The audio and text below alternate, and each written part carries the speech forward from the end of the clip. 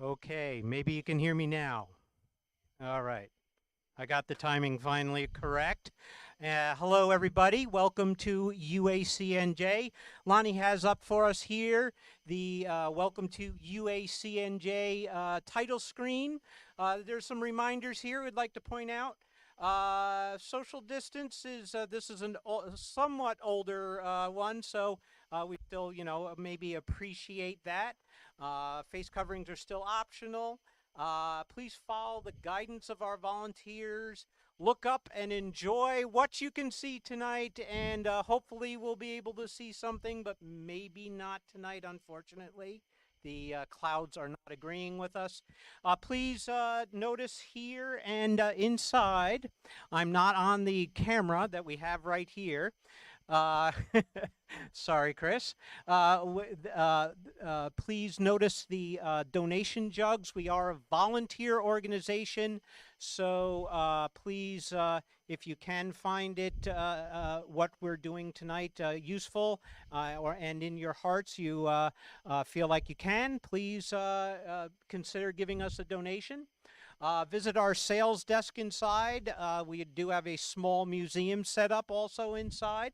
Ask questions. Our volunteers are here to help.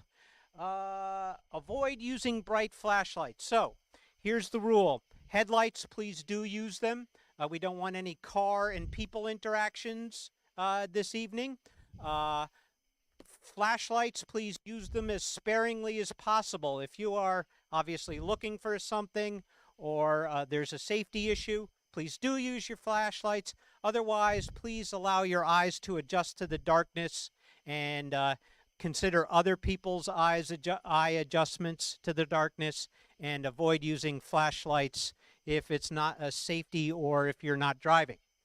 The porta potty is available to your left, to my right over here. Please visit our website. It's uacnj.org. Or on Facebook and on Instagram. And please do come again. We are open every Saturday through October, and then we'll reopen again in the beginning of April next year. And I had a paper right here with Lonny's bio on it. Good. Lonny was encouraging me to lie a little bit, but I'm going to read straight from it because I'm just not that great of an extemporaneous speaker. Lonny Buinis is going to present tonight for us what's up in the September sky. Lonny loves all things about outer space, especially planets. He has been presenting the UACNJ series of talks, What's Up in the Sky, since 1995. Lonny has been an amateur astronomer since age 10. He saw Halley's Comet in 1984 and expects to see it again in 2061 when will be 108 years old. So we all wish Lonny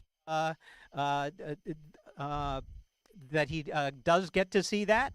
Lonny thinks degrees on paper are taken way too seriously, but feels that he is bound to be by polite biographical convention to reveal that he holds 2 degrees from Stevens Institute of Technology in physics and in computer science.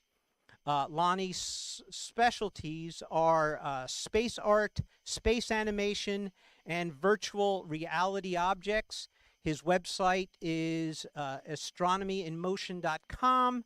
He is currently making an 8-minute video. No, that's done. That is done, so he has that available if you go visit him on his website, I assume. And it's about the origin of the mythical planet Vulcan.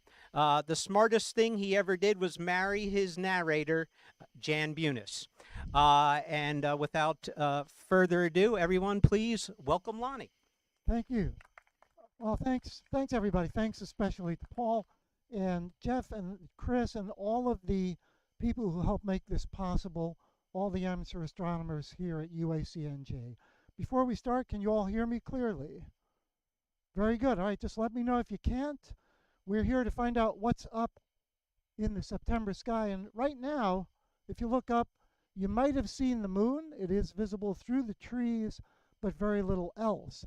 So I hope that when you go home, you're going to try this every night in September, not just tonight. Two of the things that we're going to find in this September sky is what's straight overhead at a reasonable hour when we're all awake, even the younger members of the audience. And that I'm going to assume is between 8 and 9 o'clock. And that is something you'd find in a closet upside down, and a beautiful double star colored gold and cerulean blue. This is the star Albireo in the Swan. And this is, audience participation is not punished. Just take a guess, something you find in your closet. It's called the coat hanger, and it's not a constellation. It's a mini group of stars that make a picture. Astronomers call it an asterism. We're going to find another famous asterism in a few minutes when I simulate the sky. But before we do that, I'll give you some references. Go-astronomy.com is where I get my list of what's happening every month. You can do it for any year. You click on their astronomy events, and you'll come up with a calendar. One of the links is a calendar. Click on that, and you get something like this for the whole year. I like to group things together. So first I'm going to talk about the moons, like the first quarter moon that's out right now. Well, early in the month, we have the worst possible time to look at faint stuff up in the sky, and that is when the moon is full. And then later on in the month, half of a month later, right, a month, roughly the time it takes the moon to go around the Earth, about a half month later, 15 days, we've got the new moon, which is when the moon is close to the sun in the sky. We don't see it. Its light doesn't get in the way, and that's the best time to see faint objects, like the ones I'm going to talk about in a few minutes. So we got two moons, and I'll come back to this list for more. Great calendar to show you what the moon phases look like is at moongiant.com. I don't work for any of these websites, so I will be mentioning some names. If you forget, that's fine. If you're writing it down on your phablets,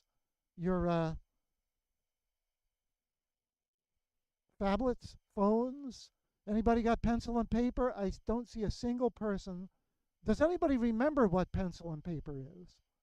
Are you old like me? Oh, good. We've got some smart young people in the audience. Excellent. You can take notes if you want. If you forget everything, by the end of my talk, I'll give you some reminders. So look for a full moon on the 10th of this month, new moon on the 25th. The phases of the moon change in between. Why? Because the moon moves around the Earth. The source of light, the sun, shines on it at different angles. Moongiant.com for a calendar. If you like some star lore about the moon, the Western Washington University has a great website that talks all about the Native American names of the moon, and there are many of these.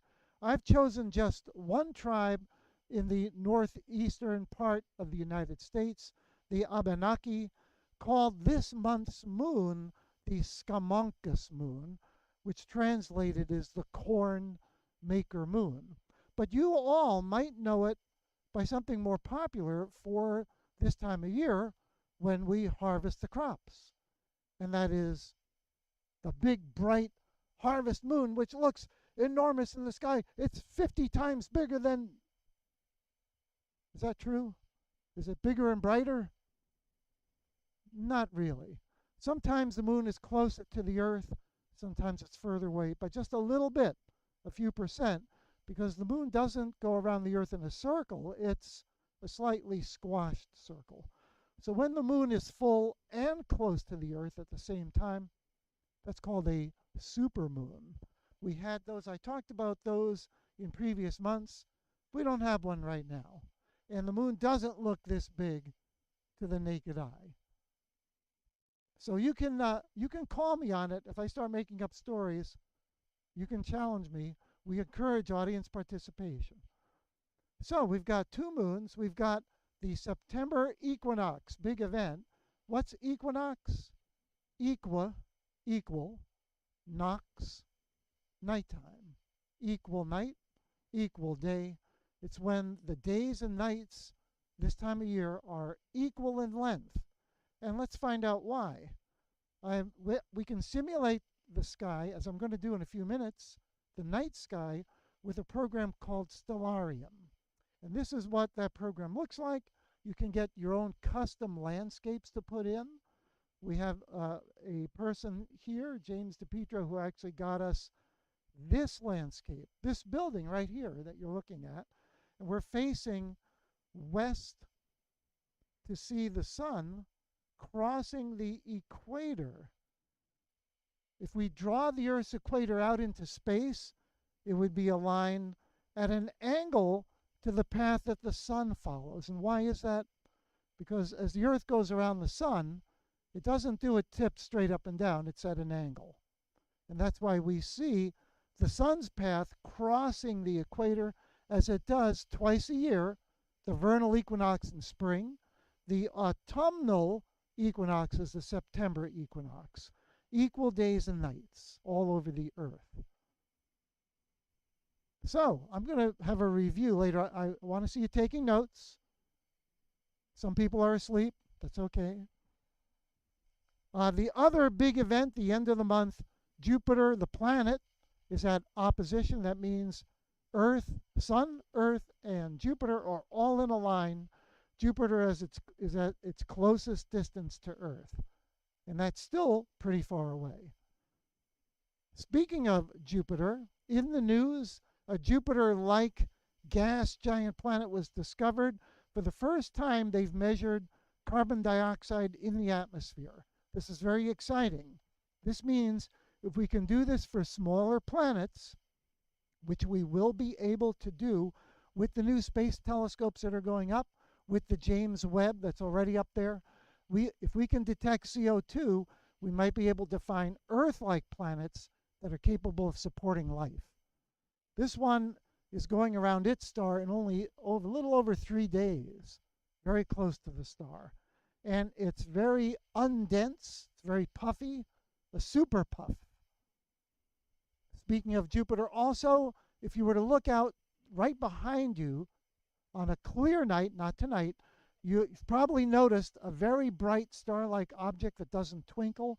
It's as bright as an airplane. That's this planet. The planet Jupiter looks nothing like this in our telescopes. This is from the James Webb telescope, which is sensitive to infrared, which is heat, which human beings can detect, not with their eye, but with what? Skin, right? You feel heat. That's infrared radiation. That's wavelengths of light longer than red. We don't see it, we feel it. And that's what Jupiter looks like in infrared. Bizarre.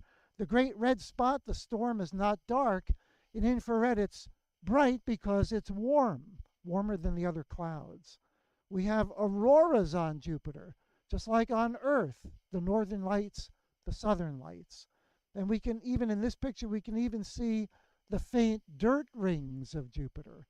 All of the gas giant planets, Jupiter, Saturn, Uranus, Neptune, they all have rings. There's a close-up. Beautiful. Our tax dollars paid for it. Enjoy. All right, so right now, normally I would ask you to look up and see some objects I could actually point to. Not going to happen tonight. So we're going to see what you would see in the September sky. And I'm going to do that by simulating the sky in a free program that you can download.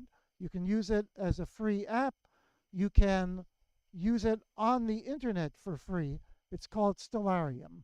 And there's the view we had before, except instead of before sunset, this is the current time. I'm facing the letter W. What direction's that? What? Okay, a lot of shy people in the front here. I know you're close to me, so you're shy. But I heard some bold people in the back say west. You want to get your bearings, finding direction. So in Stellarium, look for the letters. In the real sky, don't. You're not going to see a letter W. I like to start in the north to get my bearings. And north is that away, where we would look for something that looks like a large pot or a dipper. In the real sky, these things are much bigger than what I'm showing you here, because when you compress stuff down on a flat map, it gets distorted, it gets shrunk, it's hard to recognize. Luckily in Stellarium we can zoom in and out. Anybody dizzy yet? Okay, sorry. The Big Dipper does not have 7 stars that you can see with the naked eye. That's the equipment we're all using right now, the naked eye. It actually has 8. See if you can find the 8th. 1, 2, 3, 4, 5, 6, 7, 8. Right? If you had really sharp eyesight and you were a Native American, say one of the Lenni Lenape back hundreds of years ago in New Jersey, and it came time to decide, are you going to stay up all night to watch the campfire? They would say, look, how many stars in the Great Dipper or the Great Bear, Ursa Major? If you said 8, you were on duty. So if you were smart, you would have said 7. The Big Dipper is part of a constellation. It's an asterism, just like that little coat hanger that we saw earlier. The Big Dipper is part of the Great Bear, which lies low in the sky this time of year. Ursa, bear. Major means what? Big. Minor means small. So we have Ursa Major, we have Ursa Minor, small bear. We know these as the Big and Little Dippers. So I'm going to turn off the star pictures. We have star lore pictures in Stellarium of dozens of cultures over the Earth. You can see it. These are the currently accepted. There is ancient Greek. There's all kinds of cultures that you can draw in the sky. Would you see these lines in the real sky? No. But we are going to cheat because we sell in our gift shop, shameless promotion number 1, we sell star planispheres that are star maps that have these lines to help you learn the constellations the way I did when I was a kid. You can find the North Star, which is in the Little Dipper, by using the Big Dipper's pointer stars. If you make a fist, hold it arm's length away. Your fist shows about 5 degrees of angle. And this works for anybody of any size generally. Did you know this? This is cool. Take your fist and go 5 times in a straight line from the pointer stars. 1, 2, 3, 4, 5. You'll come very close to this star, Polaris, the pole star. Also known as Alpha Ursa Minor, brightest star in the small bear. Also known as Polaris. Why? Why is it the pole star? Because the Earth spins like a top, right? If I spin, I have an axis running through my head and feet, an imaginary line around which I turn. So does the Earth, and the Earth's axis points over the roof of our main building here to the North Star. On a nice dark night here, see if you can find it. It'll be that way, towards the trees, but always up. And you'll always see the Big and Little Dippers. They never set, they never rise, they just spin around the North Star in a giant circle. And so does the W for Cassiopeia, the Queen, and also for the upside down house, Cepheus, the King. Queen, King, Little Dipper, Big Dipper, and Dragon. Anybody want to guess the name of the dragon? Right, very good. DRACO, Draco or Draco. Those 5 constellations are always up in New Jersey. They never set. There's a spin in a circle. They call them circumpolar stars. Around the pole they go. So if we were to make our way westward from north, that way at Jenny Jump, that's where stuff is disappearing. If you want to see the stars of early summer, late spring, they're going to be disappearing in the west. Do it early, right? We're looking at the sky as it is right now after 8 o'clock. Stellarium simulates the sky in real time. You could speed time up, you can slow it down. Follow the Big Dipper's arc in the handle to the star Arcturus, 4th brightest star in the sky. It looks kind of orange in the real sky. In Stellarium, colors are not very strong, hard to see. That's the brightest star in the herdsman, Pleiades. Looks just like a herdsman, right? No? You don't see a herdsman there? No, neither do I. So our ancestors had good imaginations. They also had no street lights. They had very dark skies, right? No light pollution. Next to Arcturus, we move to the east. West is facing south. West is always on your right. Facing me, it's on your left. Stars rise, moon rise, sun rises in the east. We're going to work our way to the east past a crown, Corona Borealis. If there's a Corona Borealis, what is Corona Australis? Corona Borealis is northern crown. Corona Australis, southern crown, right. That one we see in the winter. Next to the crown, the guy who had 7 labors, including retrieving a crown. Letter H spells his name. Hercules, very good. Unfortunately, poor Hercules is always drawn upside down on star maps. I don't know why. If you want to find one of many deep sky objects, that's what we amateur astronomers call them. They're faint objects, hundreds or thousands of light years away, light year being the distance it takes time to go in 1 year, about 6 trillion miles, that's 6 followed by 12 zeros. And then find something that's about 10,000 light years away. No, actually, no, sorry, more like 30. Looks like a fuzzy spot. If you're looking for Hercules, look for the keystone in the middle, an irregular quadrilateral, 4 bright stars. Look on the right side, a third of the way down from the top star. Can't see it by the naked eye, but in binoculars it's a fuzzy patch, a little cloud. In a small telescope you'll see some stars. Bigger telescopes, hundreds of stars.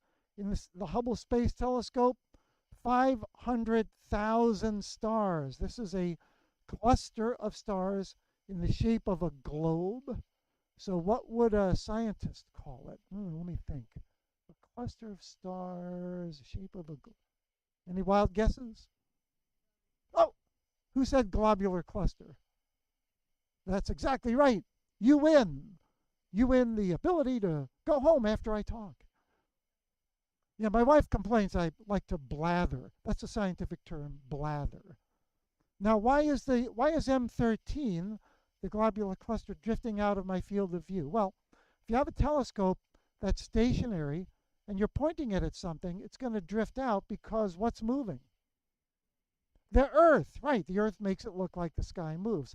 So many telescopes here in our multiple observatories, and if you come back on a dark night, many amateur astronomers will have their telescopes out, and they will be very happy to show you things with their clock-driven telescopes that keep up with the motion of Earth. But there's only one. There's one in, well, there's several ways to make an astronomer cry, but the main one is kicking the tripod or the mount. So please don't do that. It takes them a long time to set things up so they can line stuff up that it'll follow the motion of the Earth and counter it so you get a nice steady view. M13, Number 13 in Messier's catalog of 104 objects. He was looking for comets. He found these fuzzy things that got in the way. Why do we remember him? For what he threw out. Charles Messier's list. Hercules.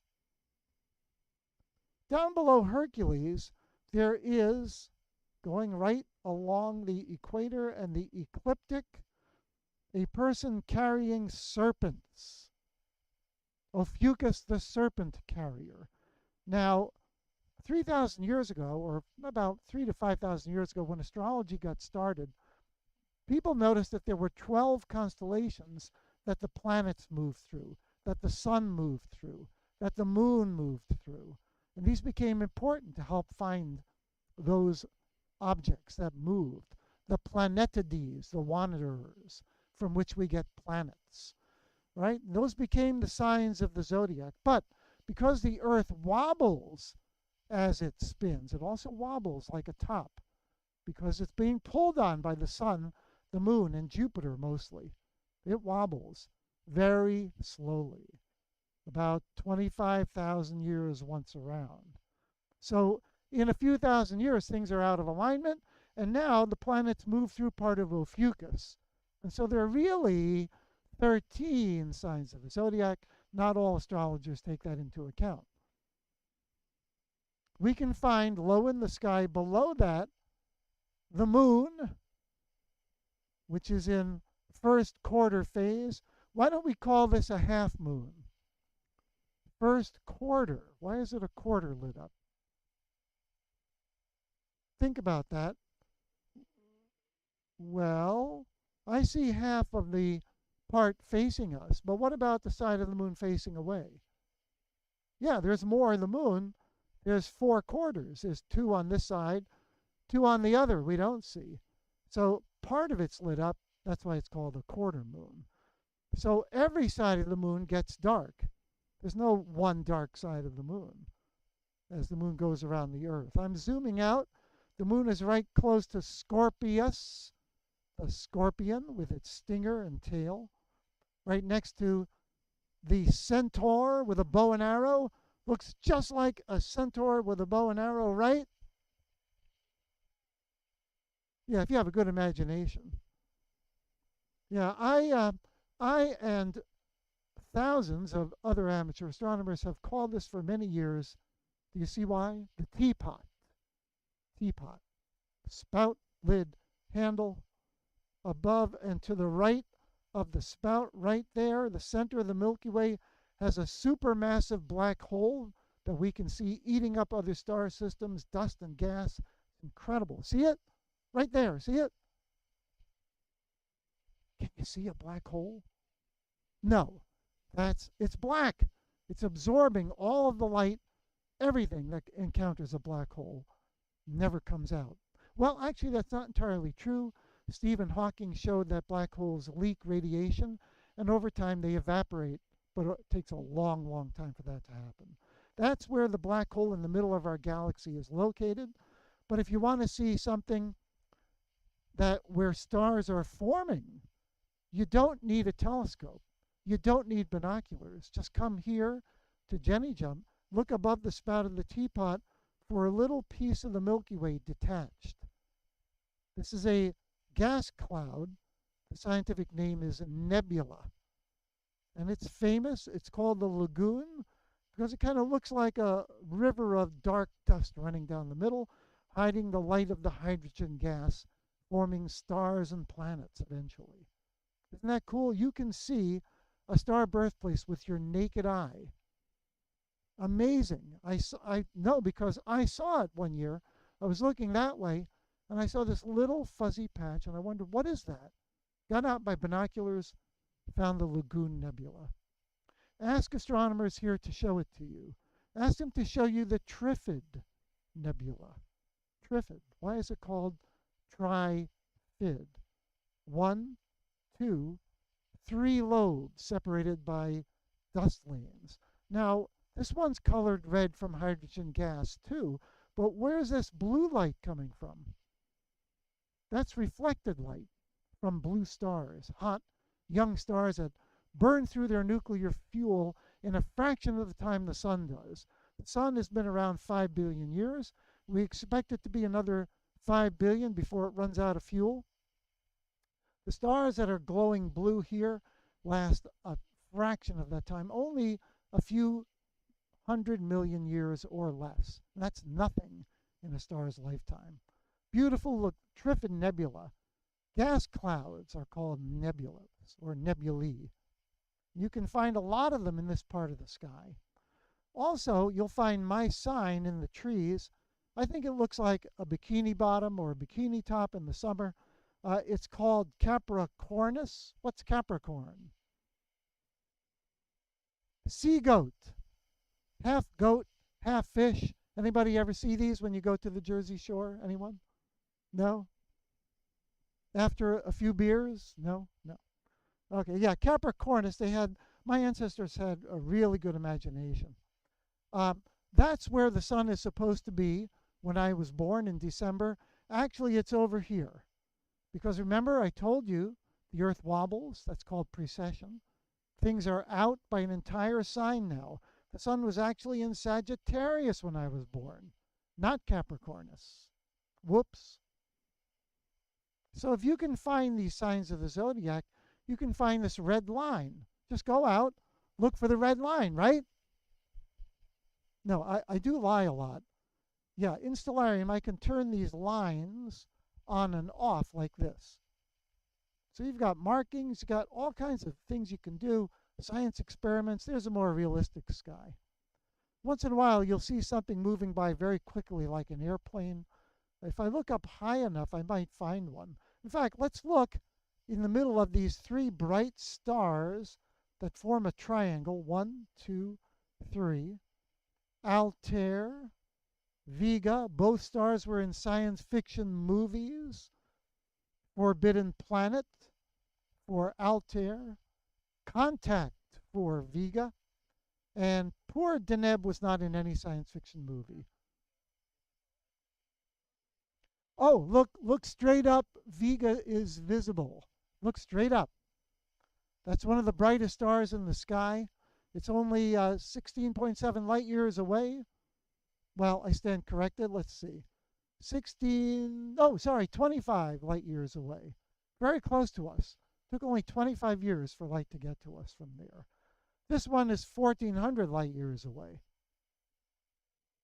So 3 bright stars, 3 different constellations. They make a triangle. You see them in the summer. What do we call it? The scientific name? You'll never guess. I'm giving you time to think. The summer triangle. Yeah, you see. Now you see how science works. Scientific names. Those astronomers, very, very creative.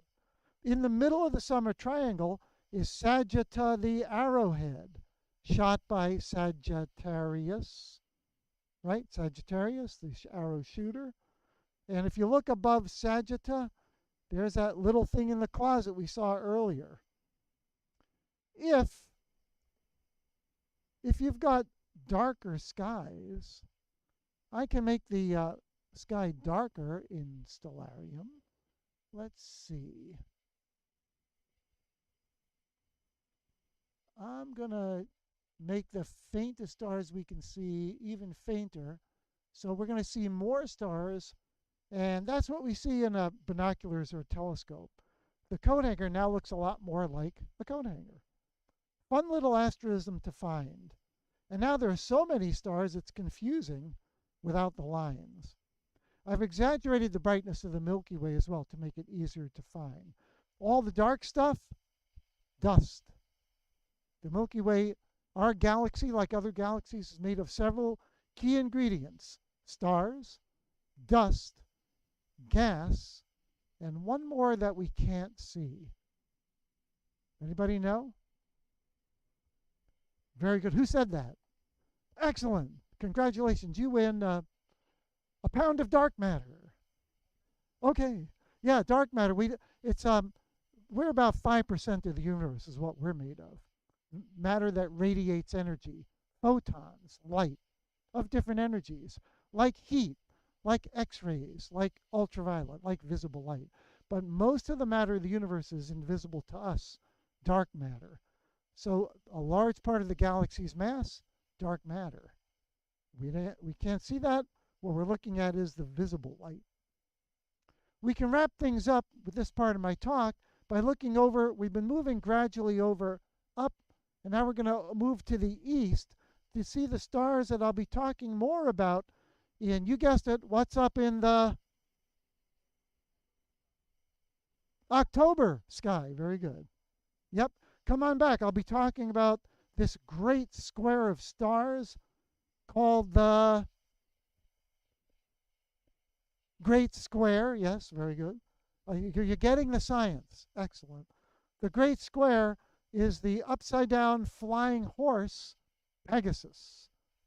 And Pegasus helps us find Andromeda, the princess, who helps us find the farthest thing that we can see in the universe with the naked eye, the Andromeda galaxy. 2 stars over from the corner of the horse, 2 stars up. And I'll be talking more about the Andromeda galaxy next time and what's up in the October sky. The light that you're seeing there in Andromeda galaxy, if you stay up late, you'll see her coming up in the trees that way. Left 2.5 million years ago. But galaxies like our Milky Way is 10 billion years old. 10,000 million. Compare that with 2. So you see, 2 million years for the light to reach us, or a little more. That's nothing in the life of a galaxy. Before I move on from this view of the sky, I think it might be a good idea for me to stop. I'll face south, and I'll ask our timid audience who's not asking, I don't know, I don't see anybody taking notes, but it's a good time to ask, are there any questions while we have the sky up? Do you have a favorite summer object that maybe I missed? Question.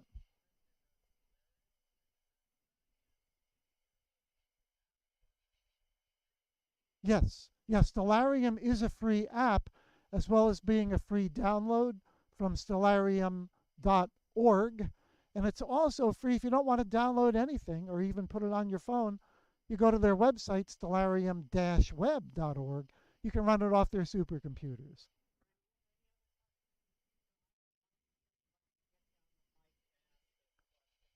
Right.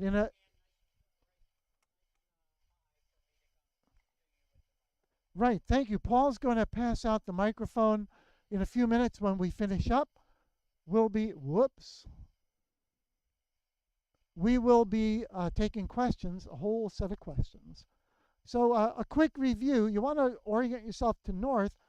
Go to Jenny Jump. Buy yourself a star chart. Oh, shameless self-promotion. A star chart's cheap. Or learn the sky from the Sky and Telescope magazine, Astronomy magazine. The newspaper, I believe the newspapers might have star charts still.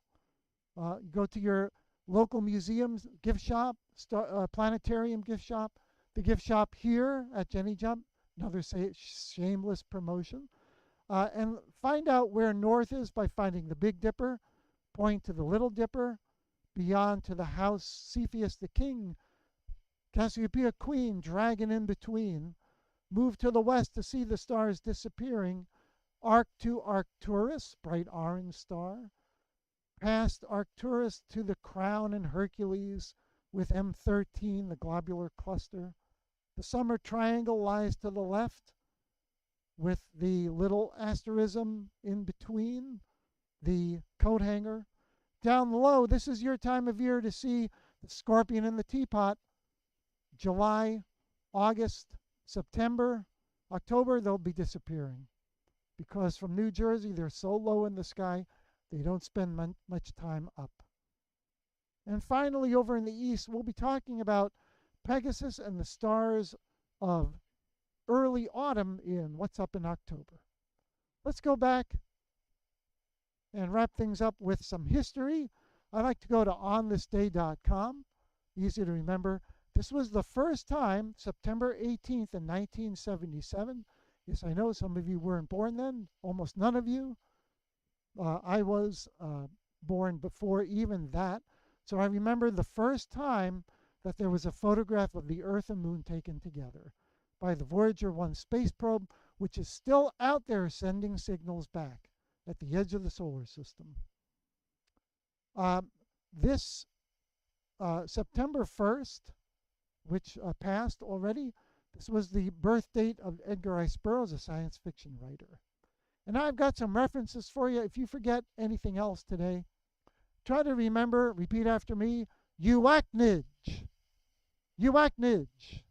Very good. UACNIDGE.org. That's UAC, United Astronomy Clubs of New Jersey. It's an umbrella organization for a lot of astronomy organizations in the state, as well as some from Pennsylvania and New York. Easy to remember. Got a lot of good references. We have magazines that are still in print. Sky and Telescope, Astronomy. They have websites. You can subscribe, but the free part is big. There's a lot of free stuff out there. Programs and apps are too many to list, but I like Stellarium and Celestia. They're free. They're very powerful. They run on a phone, a laptop, a computer, a tablet, and best of all, they're free. Free, free, free. Stellarium shows you anywhere on Earth what the sky looks like. Celestia lets you fly out into space to visit the planets. There's Stellarium, there's Celestia.space. And then some shameless self-promotion to wrap things up. I've written a book that lets you interact with 3D planets with your fingers or any pointing device. Space History Mystery Solved, available everywhere online. And one of those interactive models is now for sale. That's Mars at Your Fingertips, is currently available, and I've almost done testing the app for it. Yes, there's an app for that, Android app. And of course, when I'm done with that, I'm going to have to make an iOS app. You can reach me at my email, my website, Astronomy in Motion, Mars at Your Fingertips. And if you forget everything else I've told you tonight, everything, I don't care, even if you forget how to reach me, just remember space.com and UACNIDGE. Repeat after me, UACNIDGE. Thank you. You've been a good audience. Thank you very much. Thank you, Lonny. We're moving on to our question and answer round, I guess, so to speak, and we will be taking questions, as I said to everyone out here before, and before I get yelled at for not being in the camera again, I will come out here. So I will come out in the audience when the audience has a question, but we also are live streaming, and we have a couple questions coming to us from that direction. So we'll start out with one of those. Lonny, how close could you get to a black hole before it is inescapable with current space travel tech? All right. Well, the nearest large black holes to us are very far away, thousands of light years. So it's not likely we'll visit those anytime soon. However, if you get too close to a black hole, keep in mind you're going to encounter the same kinds of problems that the moon does with Earth. The moon raises tides on the Earth. It stretches the Earth's land by a few inches, and you all know water much more so, high and low tides by many feet. Now, in a black hole, the tidal forces are enormous. So if you got too close, you would be stretched out into a thin line of molecules thousands of miles long. And too close could be as close as many miles, thousands of miles. So you don't want to get close to a black hole. The inescapable point is called the event horizon. Anything gets to there, never comes back again. It might evaporate over time, but that takes billions of years. For the official event horizon, you have to be traveling light speed? Right. Only even light can't escape once it gets too close to a black hole. Light that gets very close to the event horizon gets bent right all the way around, right from the back. So you can see when you're looking at a simulation of a black hole, you see what's behind it. The light gets bent all the way around. Bizarre. Now, there may be smaller black holes closer to us. One idea for Planet 9 that they're looking for, it's either a Neptune-sized planet or it could be a mini black hole. A mini black hole with the mass of Neptune. That would be very small. I forget the exact size, but smaller than the size of the Earth. Good question. Okay, from our live audience, do we have a question? Okay, walking over this direction. Here you go, sir. So, Lonnie, the software program Stellarium, if I'm down in the southern hemisphere, will that adjust itself for that? Very good question. For those of us visiting or living in the southern hemisphere, Stellarium simulates the sky from any place on Earth. You can select from dozens of cities around the Earth. You can put in your own custom latitude and longitude so it's accurate right down to where you live. And it'll simulate that exact sky. So yes, yeah, we could. Somebody asked me if I would do a show on southern stars sometime. So that would be outside of what's up in the sky for New Jersey, but I could do that on another occasion. Excellent question. Yes. Do we have another lot? Did somebody else raise their hand? Okay, I'm heading back there. Yep, I can just barely see members of the audience, so I'll gesticulate in your direction. Hey, Lonnie. So let's just assume for 1 second that you had complete control of the James Webb Telescope. Where would you point it and why? Oh boy, great question. Did you hear that? If I, my humble self, I'm only an amateur astronomer. I'm not a professional. I do this for love. If I had complete control of the James Webb Space Telescope, where would I point it? Well, I'm biased. I am gaga over planets. When I was a kid, I saw the moon through a very small spotting telescope. The moon to me looked like you would see a world flying overhead, mountains, valleys, cracks, rills. I was super excited. So I'm a gaga over planets, and I probably point it at Pluto or Jupiter or Saturn, Mars, probably Mars, because I just love the planet Mars. That's why I made a 3D model of it for sale to the general public.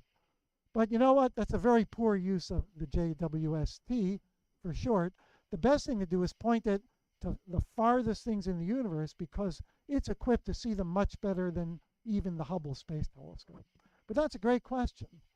Great question, and also just so you know, one of our observers here, Carl Rico, had actually logged time on the Hubble telescope. So some people here with better than me, certainly Lonnie's included in this group with Carl Rico that have very impressive astronomy background. So are there any other questions? I saw another hand over here. Two hands. Hello. During the presentation, you referenced a star that was directly above our heads. What was the name of it? Oh, the star is Vega or Vega, V-E-G-A. There was an automobile called the Vega for a while, a long time ago, but you can pronounce it either way. It's the brightest star in Lyra the Harp, or Lyre, L-Y-R-E, ancient harp. And it's a bright bluish star, has a bluish color to it. So if you look straight up, in the summer you might see Vega, and then nearby Deneb, the tail of the swan, and Altair, the eagle, is low. If you're here on a dark night visiting Jenny Jump, ask one of the amateur astronomers to show you Albireo, A-L-B-I-R-E-O. Albireo is the head of the swan. It's a beautiful blue and gold double that I showed you a picture of at the very beginning. It's extraordinary. The human eye can see this beautiful color contrast, kind of a orange-yellow and a cyan, a greenish-blue. It's really striking, and they orbit one another very slowly. Double star. Okay, let's keep our online people engaged also, so we'll go to another question from them. Didn't scientists just recently fix a coding problem with the Voyager 1 spacecraft, which means we are still transferring data back and forth with it? Yeah, I'm not familiar with that particular incident. I know there were several. The technology is ancient, from the 70s. You know, your cell phone has like 1 million times the power and capabilities of what's running that. But it is, they have hardened, when they sent out the hardware that's on these probes, they hardened it against radiation and other effects. So they may last for years, for decades. In fact, long after the human race has vanished from the face of the earth, aliens may find our space probes out there as monuments to ourselves. And on the Voyagers, there is a record, there's a plaque showing a picture of us. Maybe that's what they'll find. Maybe that's all they'll find of us. Who knows?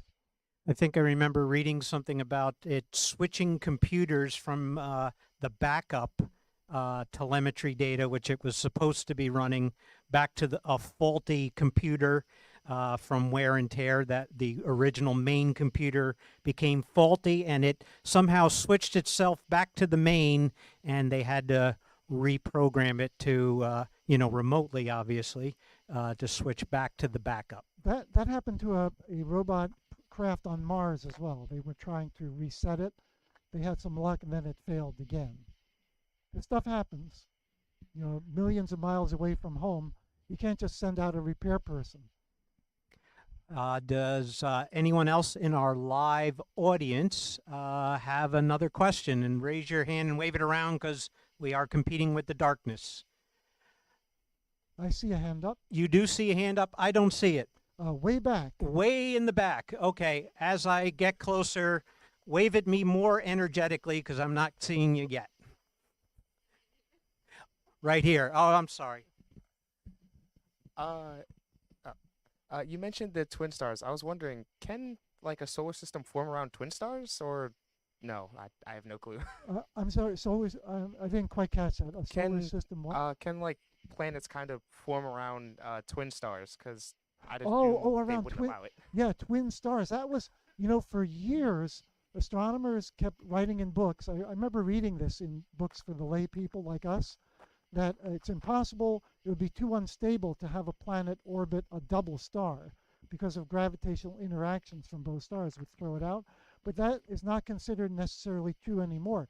Now that we have supercomputers, like the ones you can buy, really, some of the computers personal computers are as powerful as supercomputers from just a few years back. They've done simulations that show that that's not necessarily true anymore. So there may very well be Earth-like planets around the nearest star system, Alpha Centauri, which has A and B. It's a double star system. We have already detected planets around the third star in that system because those planets are lined up to eclipse Proxima Centauri, and we can measure the light at the light of the star as they eclipse the star. So yeah, it's considered possible now. Good question. Things change. Okay. Any more? And again, wave energetically, because evidently I'm blind tonight. Can any more questions with? Yes, sir.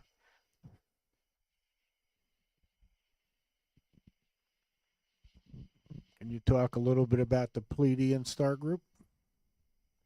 I'm sorry. The Pleiades sisters star group? Oh, the Pleiades is Yeah, a beautiful star cluster that you'd see in the winter sky. It's what you do is you follow Orion's belt to the right or west, and you'll come to Taurus the Bull, which looks like a V. That's the face. Bright red eye star. Keep going another distance equally, and you'll see the Seven Sisters, which a lot of people mistake for the Little Dipper, because it does look like a small dipper, but a much smaller angle in the sky. The Little Dipper is much bigger in angle, and it's in the north. In the winter sky, you'll be facing more east and south, and then southwest later winter. Good question, though. A friend of mine did mistake it for the Little Dipper once, but that's a winter constellation, or I should say a winter star cluster. Sure. All right. Any more questions from our live audience? We have at least one more live stream question.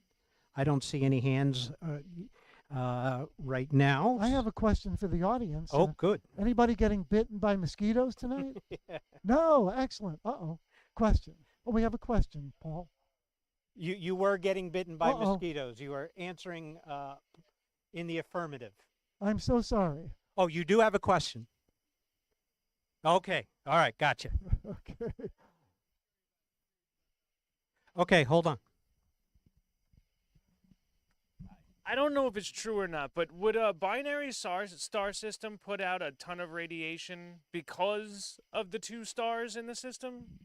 You were just talking about it before with the planets forming around the binary stars.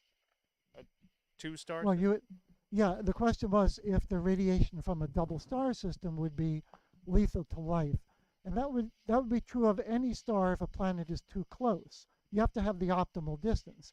We've been discovering a lot of single dwarf stars, red stars, they call them red stars, with planets very close, but they're in the habitable zone, so life could possibly evolve. With a double star system, you just have to pick the right distance. Now, where you would have radiation, dangerous radiation, is a double pulsar or a double black hole.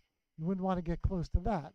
Pulsars, neutron stars, do give off radiation because they have intense magnetic fields, and the magnetic fields wind up and then they throw off charged particles very energetically. Conventional stars, not so much. So the answer to your question is not particularly. You just have to have planets orbiting the right distance for stability and to get the right amount of radiation. We are lucky to be where we are. If we were as close as Venus, we might also have a runaway greenhouse effect. The temperature on Venus is 900 degrees. Okay, another question.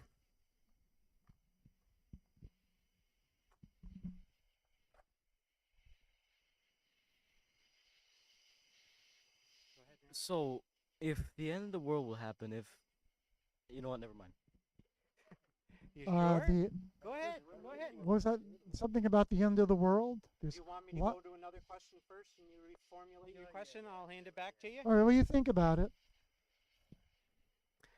Okay, we'll switch to temporarily to an online question.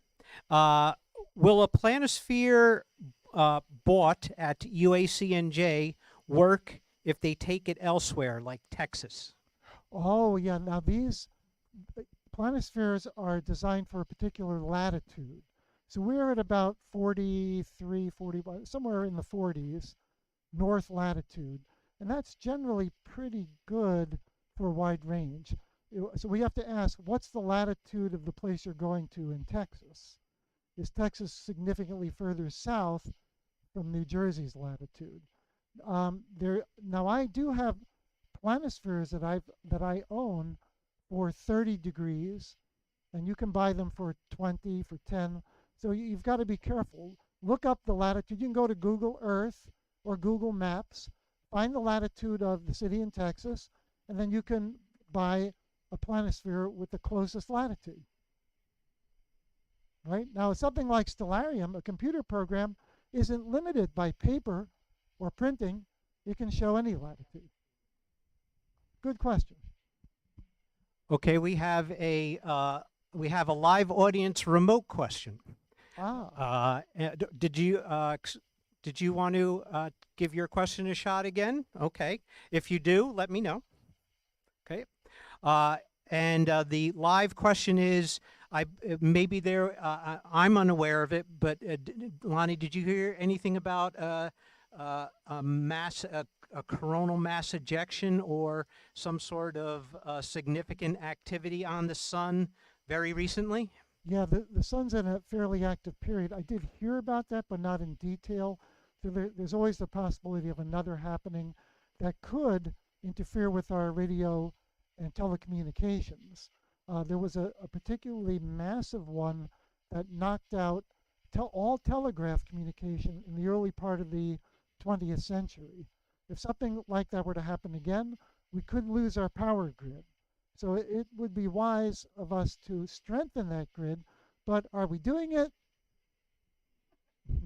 So yeah, I did hear that there was one recently, and the possibility of another is always out there. Could be a good incentive to urge our Congress people, our legal representatives, to do something about fixing our power grid. I think the media hypes sun activity a little bit more. I think it's actually a lot harder to get effects on the Earth than the media thinks it is. Is that generally a true statement? You would need a pretty massive coronal mass ejection. True. Okay, and I think we have a final online question, unless we do have any more live questions. We do. Another live question, Lonnie.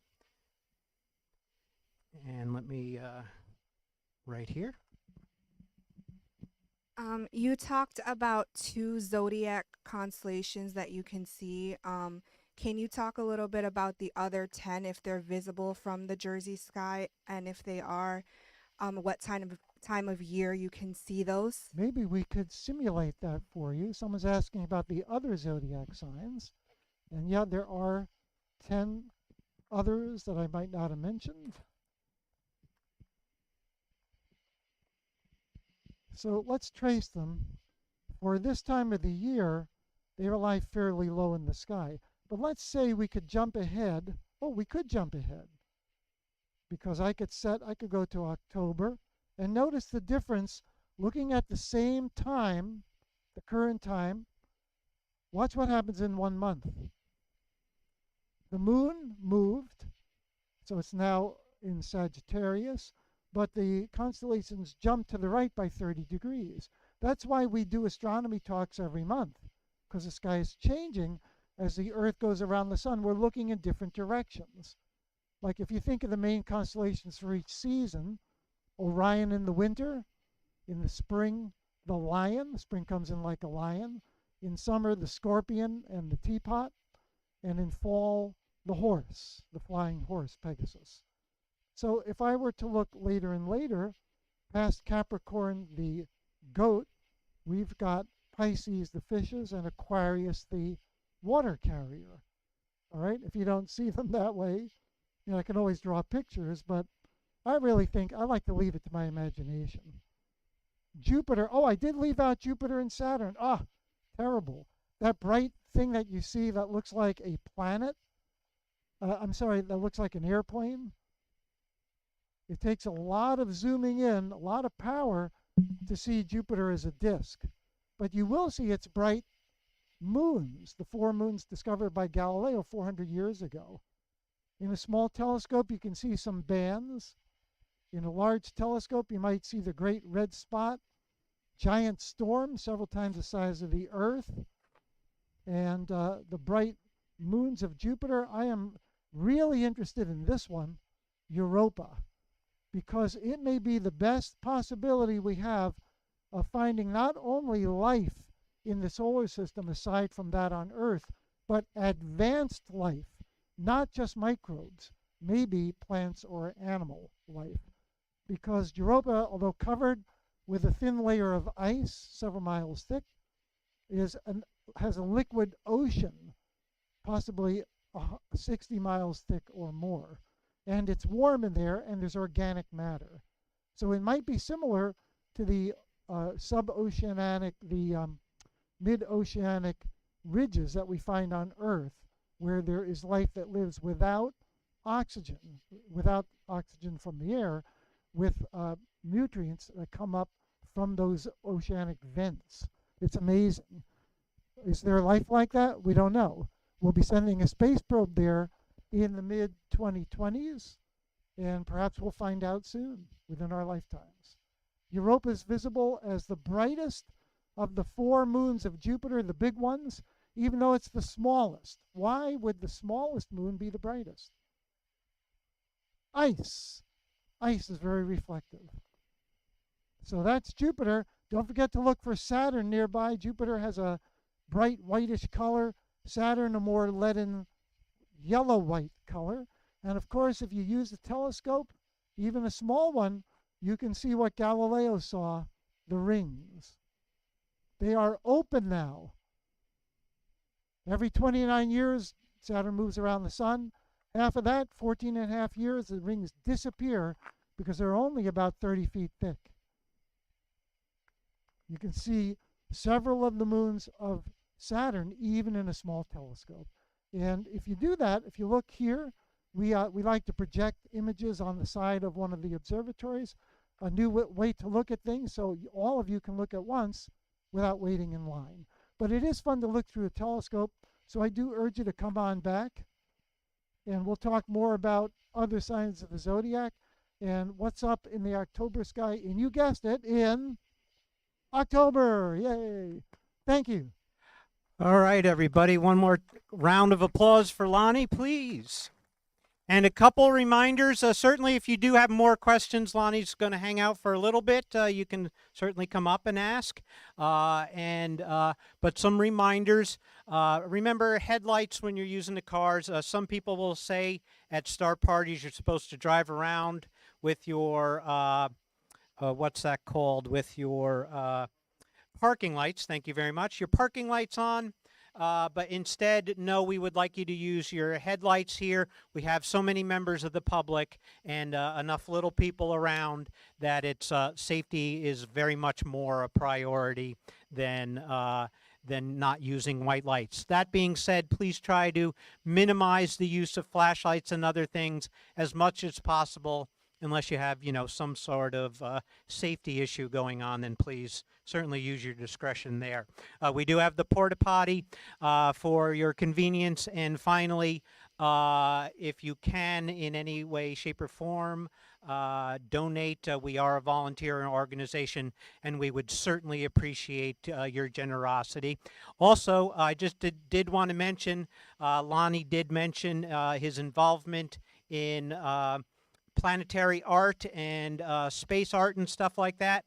If you step inside here and then turn to your right on the wall facing the door to the left of the wall when you turn around, you will see a painting painted by Lonny himself just inside. So please do check that out tonight. And thank you everyone for coming. And I do believe there is at least one observatory open, though I cannot guarantee you when you step up to the scope that there'll actually be something to see tonight, because the clouds are moving quickly and are covering most of the sky. That might be Jupiter, though, over there, Lonny. Maybe you get your opinion on that.